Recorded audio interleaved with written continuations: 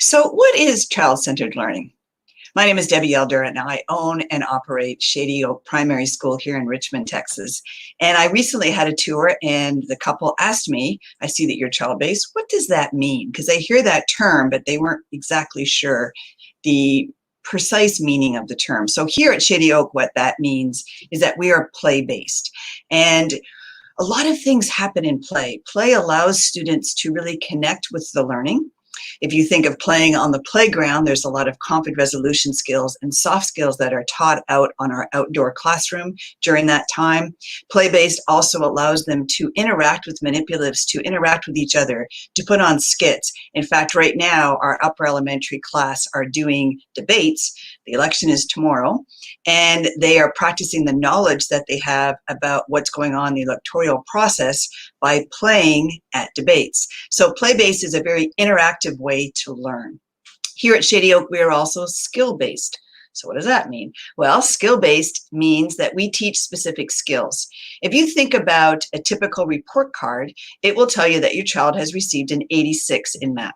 Well, what about the 14% they don't know? How are you supposed to determine that? More importantly, how is the next teacher supposed to interpret that? So here, when we do our report cards, which will be coming out in a couple of weeks, it's line itemed, everything that they do, for example, in math.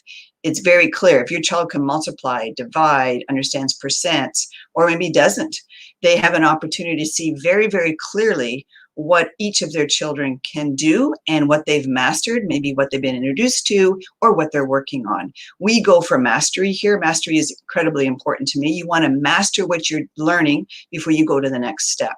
One of the ways we allow that to happen is we do critiques. So if you do something and you get below a 90, then you have the opportunity to go back and determine what you did wrong.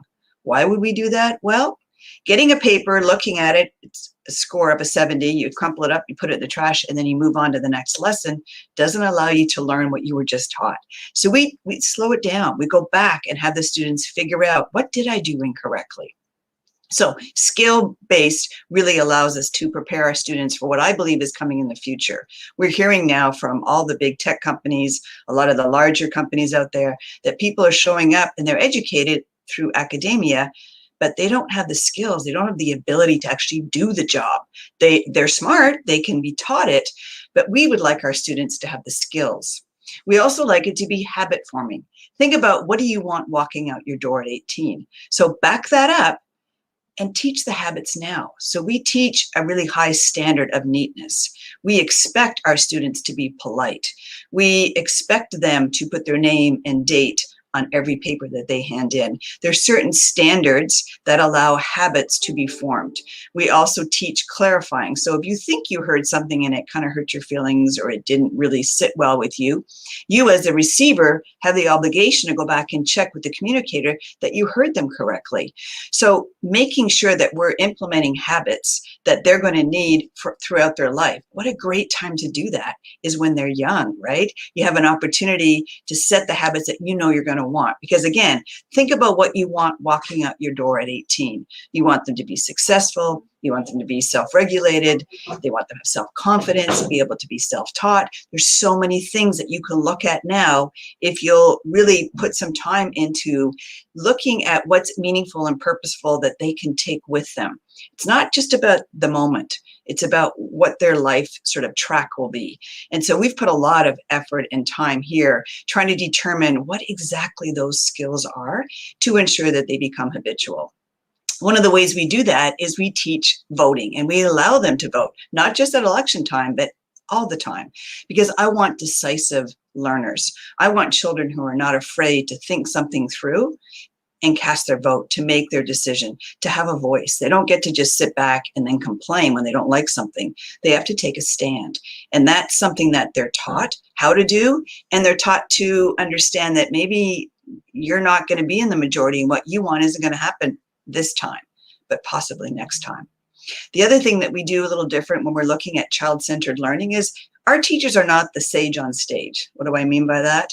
Well, they are simply facilitators. We do a lot of project-based learning, and that allows the students to really drive the the learning through their inquiry. We have really expansive curiosity here with our students, and we really want to foster that. We love when they keep asking why and going deeper and deeper and deeper into a subject. In fact, we just extended one of our project-based learnings because the students are having so much fun discovering the whole electoral process. We decided to push it right out till Christmas because there's so many different things that they want to learn about it. Now, that's true learning, and that's when you look at the child and have child-based learning, that's what that means. That allows us to really incorporate their desires, their needs. It helps them stay engaged. And they love school here. And I think a big reason is because of this. We'd love for you to check us out. Our website is great. It's www.shadyoakprimary.com. And I would love to hear your comments below. And thanks for watching. Have a great day.